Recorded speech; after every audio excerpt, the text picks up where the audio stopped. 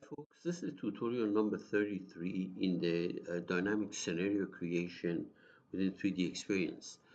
I'll be doing a very simple problem, and that is to calculate the natural frequencies of a rolling disk as shown on the screen. And it's a kind of problem that is done in the first week of a vibrations course, and we want to see how to model it in the 3D experience.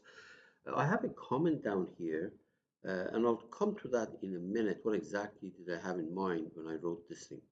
There is a friction, uh, but we'll move on.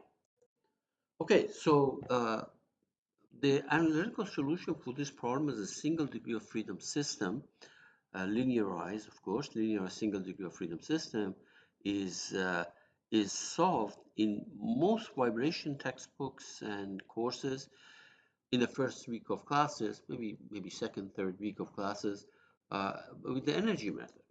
But the question is, how can you use conservation of energy when there's friction? The thing is that this disk is rolling, and if it's rolling, it's uh, it, the velocity at the point of contact is zero. That's called an instant center, and the friction force that acts there actually does no work. There is a friction force, but it doesn't move. This is why it's perfectly legitimate to solve this problem as a conservation of total energy. And if you do that, you come up with an analytical solution. The natural frequency of vibration is given there, and the period is calculated from it. Now I'm going to solve this problem with the mass of 10 kilogram, stiffness, linear stiffness of spring being that value, and the position is the position of attachment is that point A above the origin. Okay, move on. Uh, Notice that when I model this thing, I will create an assembly like this, where the center of that disk that you see is exactly halfway between the two sides, which means 30 minutes from the left wall and 30 minutes sorry 30 centimeter from the left wall, 30 centimeter from right wall. Now when I define the springs, the left spring and the right spring, for the reference length of the right spring I indicate 32. That means that in the configuration when the analysis starts, that spring on the right is already compressed. And by the same token, I define the actual reference length of the spring on the left side as 28 centimeters. That means that at the time, at this instant where the vibration starts, that is actually stretched because it's not, the reference length is 28 centimeter and the position of the spring, the two ends of the spring, is 30 centimeters apart. Okay, so that, keep that in mind. Here are some dimensions.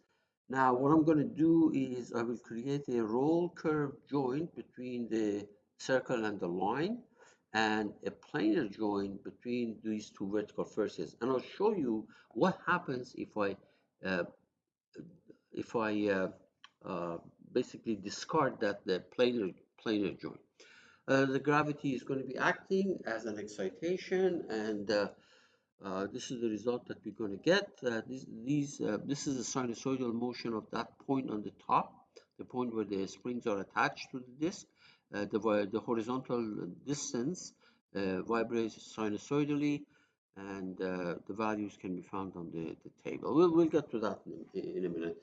And I will use the SSL, that stands for Differential Algebraic Solution Solver, which is coming from the Sandia Labs, done maybe 40 years ago by Linda Petzel and colleagues. That's the solver that's buried inside of one of the two solvers that's buried inside of the 3D Experiences dynamic simulation. Okay, let's move on. All right, so first I'm going to make the ground. So right click, insert 3D part. This is going to be the ground. Let me actually rename this thing. So that's going to be ground. and ground. Let's go make it. Double click on the part. So on that vertical plane, I will sketch. All right. So I'll sketch, first of all, a profile, like so. I'll clean it up in a minute. Okay. Right. So this is going to be 18, 18, 18 centimeters. All right. And let's make these symmetric. This control that. Control the middle axis. We're going to make it symmetric. A lot of these things are not necessary, but I'd rather do it now. And this length is going to be 60. Here's the dimension. Here's the dimension. This is going to be 60 centimeters. Okay, good. And now I make the rest of the profile because I'm going to be padding it like that. The actual sizes don't matter because they don't come into the calculation. If you want, you can make it completely symmetric, but that's really doesn't matter. And I'm going to pad this thing by let me make it 10 cent. Well, I'll make it 20 centimeters. Okay, good, good. So now this is done. I'm going to go all the way to the top, insert my second 3D part, insert 3D part. Yep. And this is going to be the disk.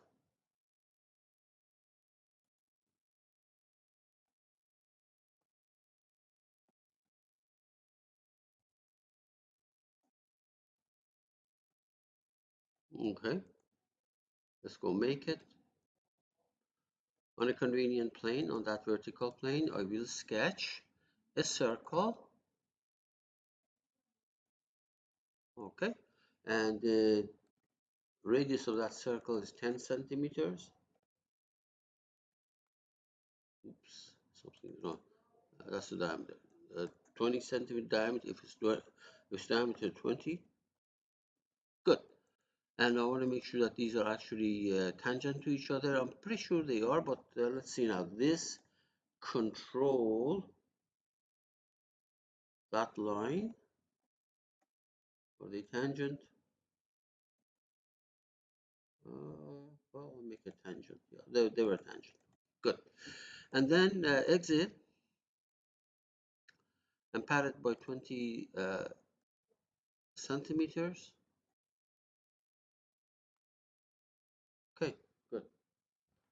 Now, while I'm in this disk, I'm going to create a point up there. So I'll make a point and on that plane. Okay, so let's see now. I want the x horizontal distance to be 0 and the vertical to be 18, which is radius plus a, r plus a. Okay, there we are. This is the point. Just want to make sure that it looks more or less the same. Yeah, right there. You can see that right there. Okay. Now, that's pretty much it. Now, I just looked at my figures here. It looks like these were not 20 centimeters that I padded. They were 10 centimeter. I can go fix it or I can leave it the way it is. It really doesn't matter. Good. So we go all the way to the top. This is what I'm talking about. In that slide, this seems to be 10. I made it 20, but it's okay. So we go all the way to the top and let's save everything first of all. All right. We're going to go to mechanical systems design. This is where we define the masses, the value of the masses, and define the springs and stuff like that. There we are. So here, mechanical system design, this stuff is there to define the mass, which is referred to as weight definition. I don't know why. Right now, both of these are going to be red because I have not defined anything, but I can select this ground and then click on this link. It says click this hyperlink to declare the weight. And this is a fixed piece, so its mass is not going to come into the picture. However, we have to define something. So I click on this. See that X box? See this box here? You click on it, default properties of steel are put in there. I'm going to keep it like that. Close it. And then I click on the disk. Once again, click on the hyperlink and put properties of steel on it. And then immediately I go into, because I can change it now.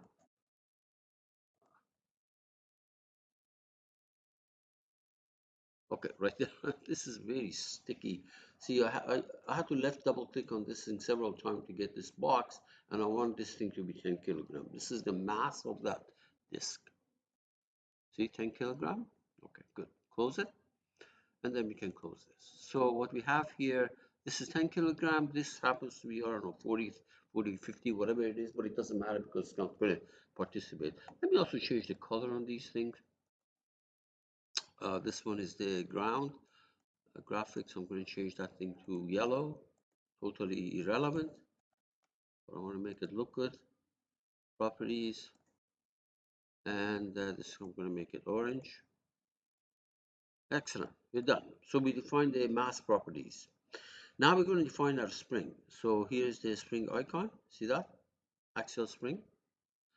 It says what are the support? Well, there is this left endpoint of the wall and this point that I created on the disk. And click on f of x, put 6,000 Newton per meter. That's the same thing.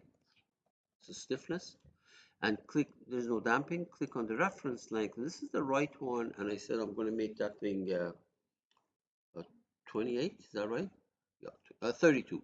Right one 32, which means it's already compressed. 32. And then we say OK.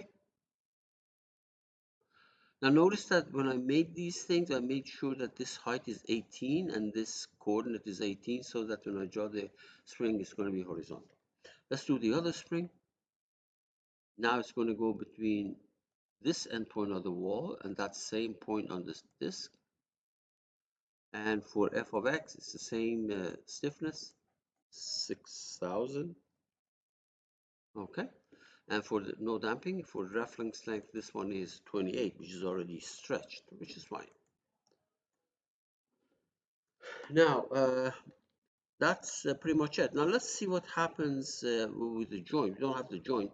I could have created the joints when I was in assembly design, but I forgot, so I can do that now. So let's go to the engineering connection. First of all, we fix the ground. We fix the ground. Okay, ground is fixed. You can see that. And now we're going to do the prismatic joint. Not the prismatic joint. What did I say? Planar joint. So we go here. Now you don't see the planar joint in this list. So what you have to do is you click on the engineering connection. These are the other joints that are going to come up. And if you click on the or use the user define pull down menu, you see the complete list of other things that are not in that original list. So planar. Well, I can use. It doesn't matter. I use this one. This one means the third one. I want this plane and that plane. Okay. And it's create a new one. And then we close. We say no. And then we do another one. See which one it is. A roll curve. You scroll down until you find roll curve right there. So one of the curves is the periphery of that circle. The other curve is that straight line. And it's a new connection. And we say okay. And no. So now we create our mechanism. So click on the mechanism right there, mechanism representation. We create one.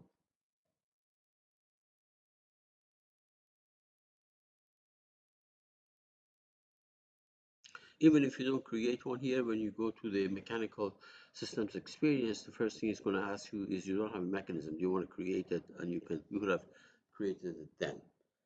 Let's wait until this thing pops up. I don't know why it's taking so long. Remember the problem with 3D experience, at least for us, it is on the cloud, and you're at the mercy of the internet connection. Usually it's pretty fast, very fast, but I don't know, this may not be my day.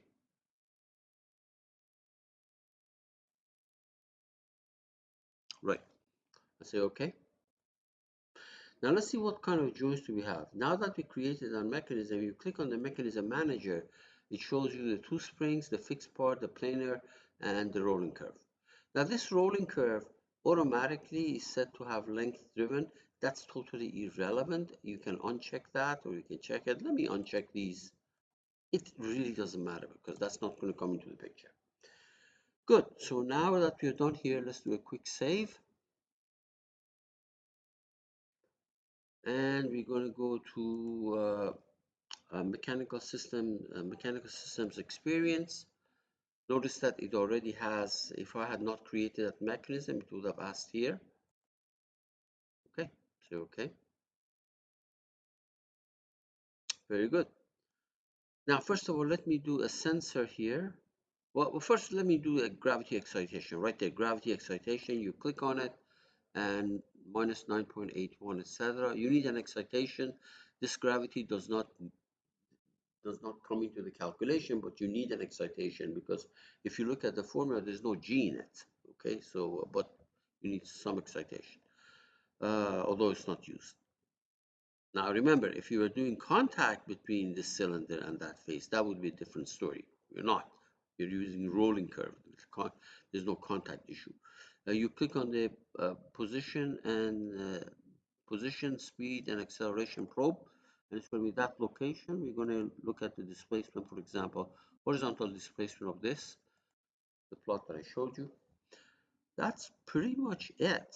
So to click on the dynamic scenario, notice that we created a gravity excitation, we send that there. We created a probe, we send that there to the right side. Under the parameter, I'm using DASSL, differential algebraic solution solver of over 0.4 second. And for this, I use 0.001. Let me show you. And you can experiment with these things if you want. And you can also use the other solver, etc. But I'm not going to do that here. 0.4, 0.001.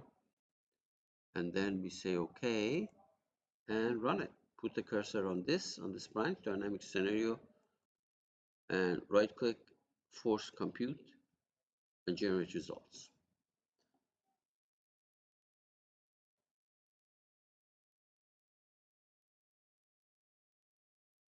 Done. So you go to the results, see view scenario results. Deselect everything, but show me the displacement, y displacement of that probe point. You look at you look at the plot, there it is. If you want numbers, you can read it off the chart here, or you can go to the table. Notice that we start at 0, 0, 0. The next time it goes to pretty much the next time it goes to y of 0 is going to give you the period. So scroll down, notice that y is increasing, and then in magnitude, and then decreasing, and decreasing, and it's going to go to something that's close to 0. Let's see, right there, right there. See that? It goes from negative 0.001 meter to 0.00, so the 0 is in between. So the period seems to be roughly 0.123, something like that. And that matches 0.123. Now, you might wonder what happens if I actually did not include that planar joint. Let me go here, double click on the mechanical systems, and click on this. And let's take away the planar one. Take it away. Don't make it participate in my analysis. See, that's not going to appear in this list anymore. Now we're going to go and run it.